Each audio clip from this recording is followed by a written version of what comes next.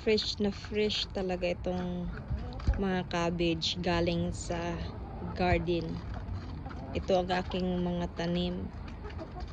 Madami kasi kaya pinapakain ko ng mga manok para naman healthy ang kinakain ng mga manok. Pero kumakain pa din naman sila ng feeds para mangitlog.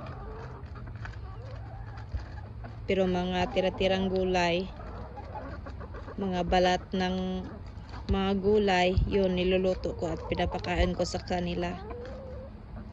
Ito cabbage. Sarap na sarap talaga ang mga manok. Ayan.